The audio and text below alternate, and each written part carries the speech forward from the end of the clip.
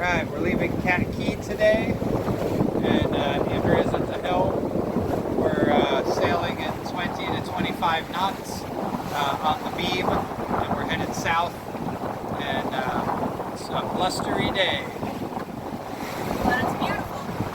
Beautiful, the sun is shining, and yeah, everything's working out.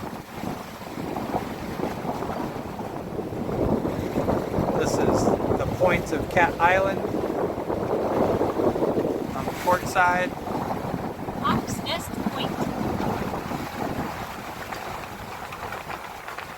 We're in the protection of the island right now, so the sea stays nice and calm, the way we like it.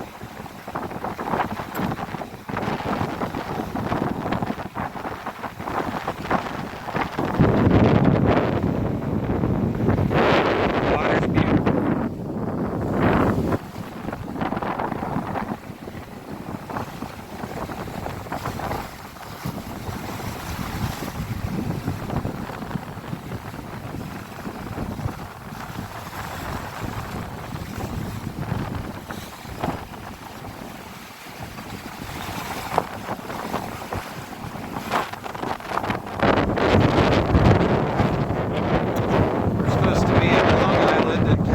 Bay at about 5 p.m. Sunset's about 5:45, so should be in just before dark. And we've got quite the ambitious sailing plan this week. We're going to sail through some stiff weather like this and see how we like it in our preparation for the Mona Passage to get to Puerto Rico. So we're ultimately going to be in the Dominican Republic in the next 30 days, if everything goes well. And then the Mona Passage from Dominican to Puerto Rico is supposed to be what separates the men from the boys, as they say.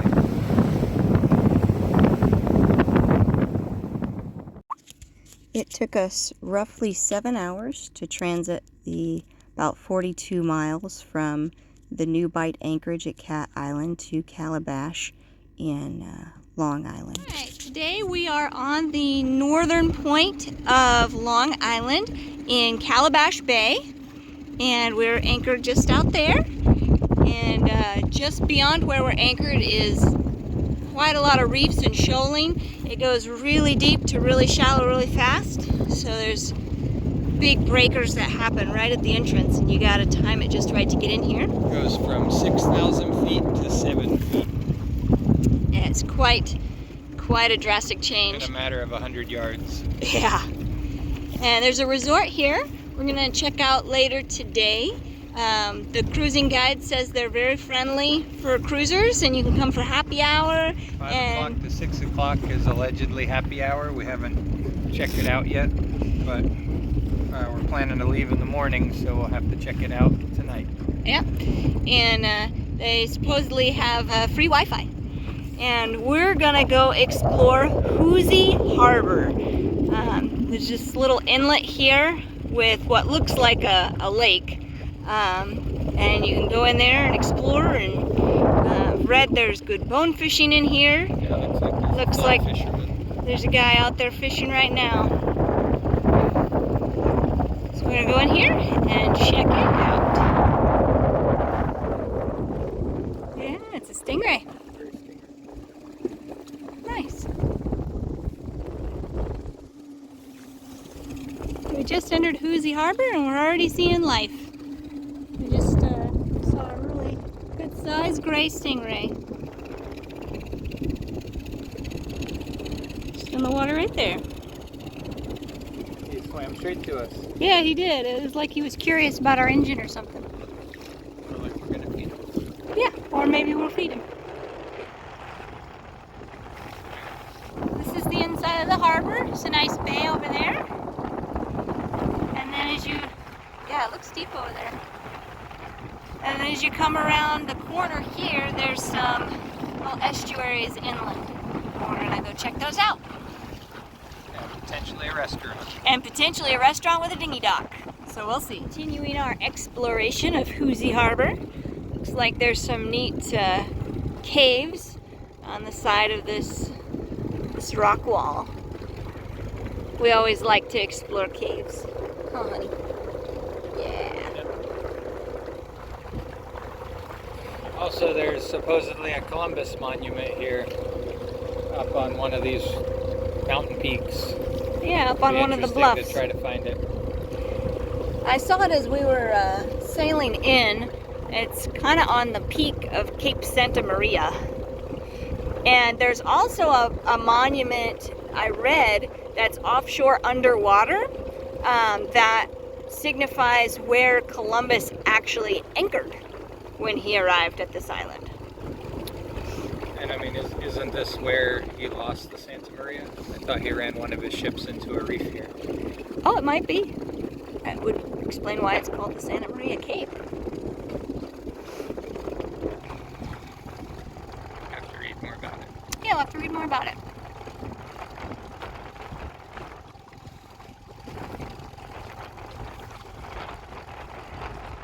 Pretty cool what water can do to rock.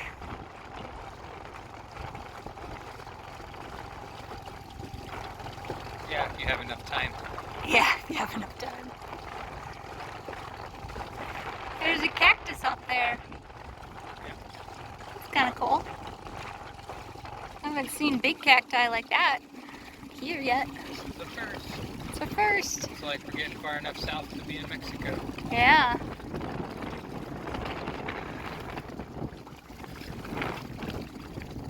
Pretty cool.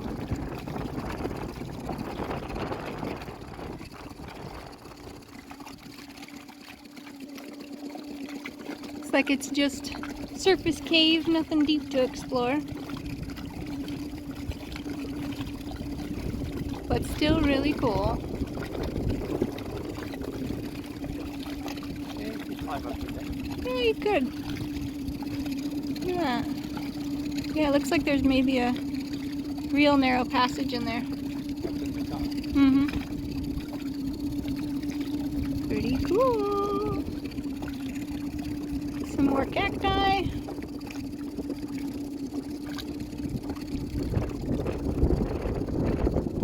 Oh, this one looks like it could possibly have some passages.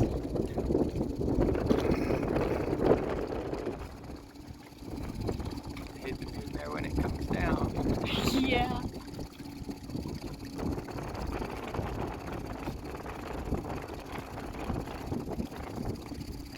Makes me wonder if this whole bay used to be like that before it collapsed and got washed away. Mm-hmm. Yeah.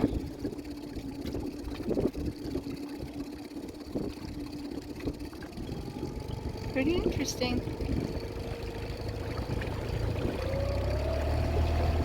Here's another cavern around the edge of the bay. That one looks smoothly wallered out.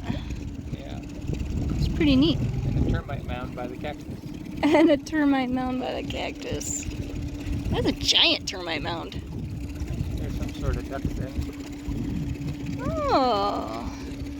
I have not seen this bird yet. It's like a mallard bred with a crane. Or what are those sandpipers? Yeah. It's a mallard bred with a sandpiper. That's an interesting orange beak.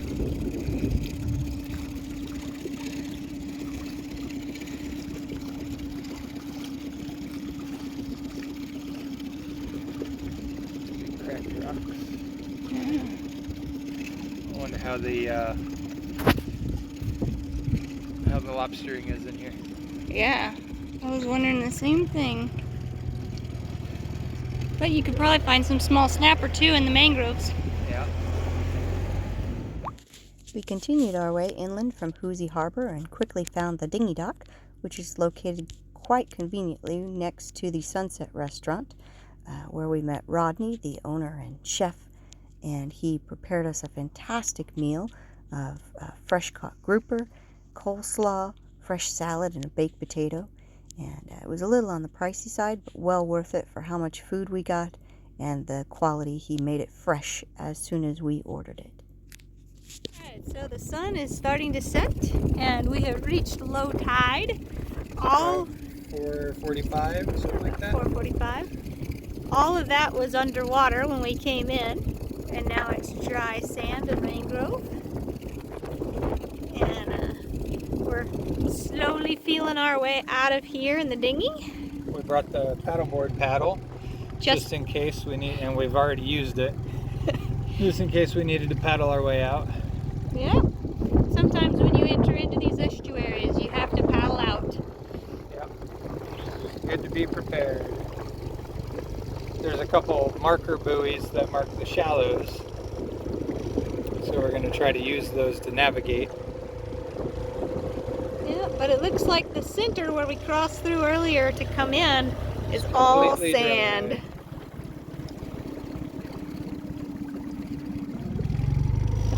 But we've had a lovely day exploring the northern end of Long Island, going up to the Columbus Monument, and had a wonderful meal at the Sunset Restaurant. Yes. With Rodney as the chef. There's no fried food there. It's fresh caught, fresh cooked. We had some lovely grouper and salad, fresh salad with it was like all sorts of stewed grouper or something. Yeah, it was like stewed grouper. It had like a bell pepper, tomato, onion, celery chutney going on with it. And it was just really, really good.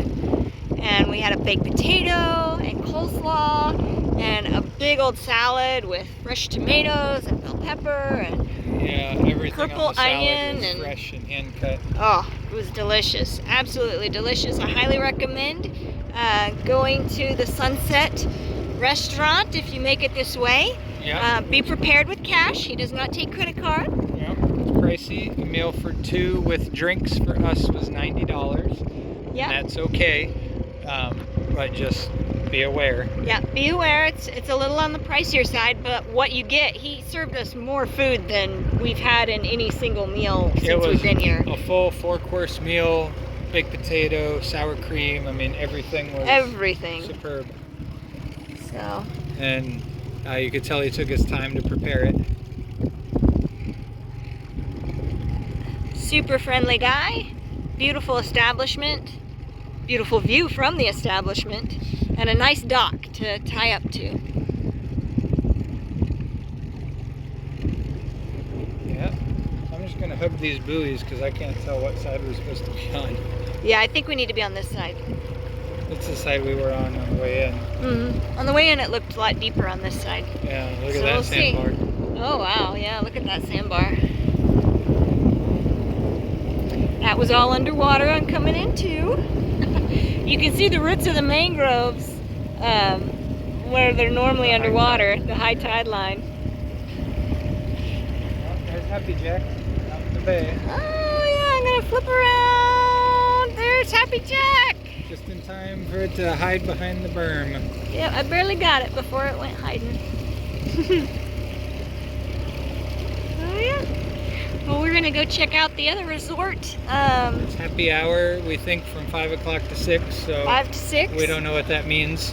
We've been to some restaurants where happy hour just means you get to buy drinks at normal price. I read somewhere that we might get some sort of appetizer free with the purchase of drinks during happy hour. Oh, wow. So we will see what's actually reality. I couldn't eat another thing. I'm totally stuffed, but we'll see. We'll see what they offer us. But they're supposed to be super cruiser friendly, so we'll go check it out. Yeah, that's why we're going there, because it has good reviews on Navionics. If you want guests, treat people right, and we will come spend money. Exactly. If we can get out of the estuary. If we can get out of the estuary. This is the last marker, so from here we don't know where to go. Oh, we got the one more. That pipe sticking up. There's a stick that I couldn't see until it was shown to me. Yeah, it's like PVC, I think is what it was on the way in. Looks like we still have one catamaran hanging out with us in the bay. Yeah, everybody else has moved on. We're here until the 12th when the wind turns from the south.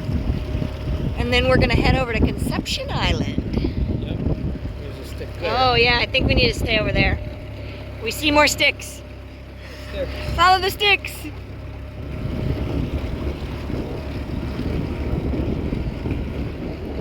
Yeah, and there's the caves we filmed earlier today, way up out of the water now.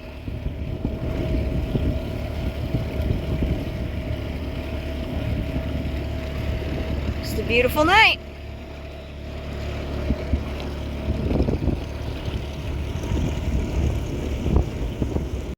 Alright, boaters, for future reference, if you go to Hoosie Harbor, follow the buoys all the way around the outer edge to get out at low tide. There are buoys, You can't see them at low tide. but at low tide you can see them when the sun's not in your eyes, because it is way too shallow otherwise. Yes, Like this. We tried to paddle across the middle because the motor bottomed out, and we had zero luck. So I had to walk and tug us to deeper water. No fun. No fun at all. So, follow the outer edge of the bay on the outside edge of the buoys, closest to land, to get through Hoosie Harbor.